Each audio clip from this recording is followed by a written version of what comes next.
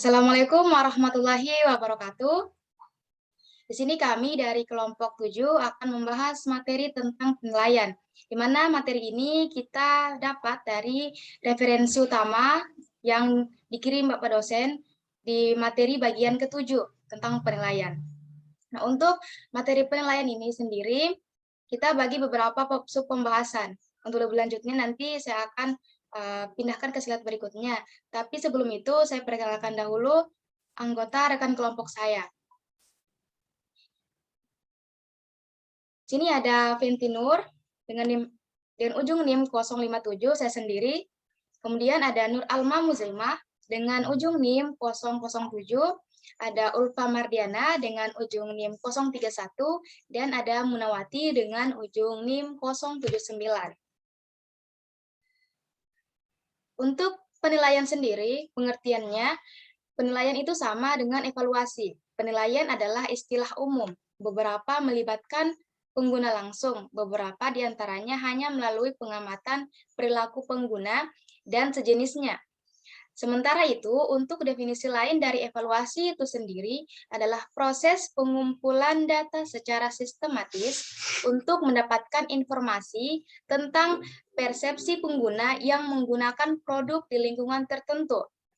Selanjutnya, kita akan bahas mengenai jenis-jenis evaluasi atau penilaian. Nah, penilaian ini diklasifikasikan menjadi dua jenis utama, yaitu ada evaluasi formatif dan evaluasi sumatif. Di mana evaluasi formatif itu evaluasi yang dilakukan ketika kebijakan atau program sedang diimplementasikan dan apa kondisi yang bisa meningkatkan keberhasilan implementasi. Nah, dari evaluasi formatif ini kita bisa memprediksi keberhasilan dari perancangan yang kita buat.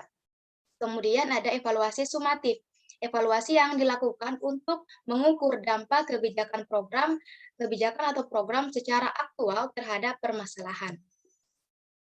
Untuk materi selanjutnya, itu apa saja yang perlu dievaluasi akan dibahas oleh Munawati dengan ujung NIM 079 tadi. Nah, untuk Saudara Munawati, saya persilahkan. Terima kasih kepada moderator atas kesempatan yang telah diberikan kepada saya.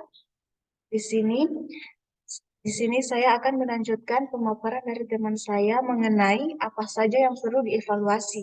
Aspek-aspek yang dapat dinilai antara dalam hal pencarian navigasi, tata letak, struktur, dan sejenisnya.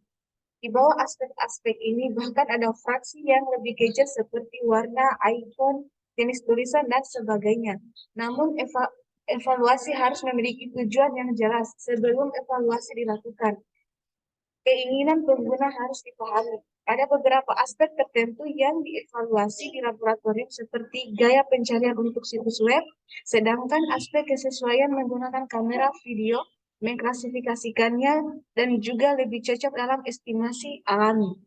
Kesimpulan desain dan evaluasi proses adalah proses penentuan. Yang pertama, gagasan awal untuk model konsep. Yang kedua, buatkan awal waktu sistem baru. Yang ketiga, prototipe yang lebih lengkap. Saja dari saya kembalikan kepada moderator. Nah, itu tadi pemaparan yang disampaikan oleh Saudari Munawati. Saudari Munawati, selanjutnya saya persilahkan ke Ulfa untuk melanjutkan materi tentang pentingnya evaluasi. Oke, baik. Terima kasih moderator atas kesempatan yang diberikan kepada saya. Di sini saya akan melanjutkan pemaparan dari teman saya mengenai pentingnya evaluasi. Setiap tahap perancangan membutuhkan pandangan dan pendapat sebagai masukan dari berbagai pihak. Jika penilaian tidak dijalankan di sebagian besar level pengembangan, bagaimana perancang dapat memastikan produk yang mereka hasilkan memenuhi kebutuhan pengguna. Dengan demikian, dapat disimpulkan bahwa tujuan akhir dari penilaian adalah menghasilkan satu produk yang memenuhi kebutuhan dan keinginan konsumen. Sasaran dan pengalaman pengguna yang bermanfaat adalah masalah utama yang harus dijawab. Jika penilaian tidak berjalan, produk yang dihasilkan tidak memenuhi kebutuhan dan keinginan konsumen. Jadi, berbagai kelemahan akan muncul. Itulah mengapa tahap penilaian dan evaluasi sangat penting dilakukan. Mungkin itu saja yang dapat saya sampaikan. Saya kembalikan ke moderator. Oke, baik. Terima kasih, Ulfa.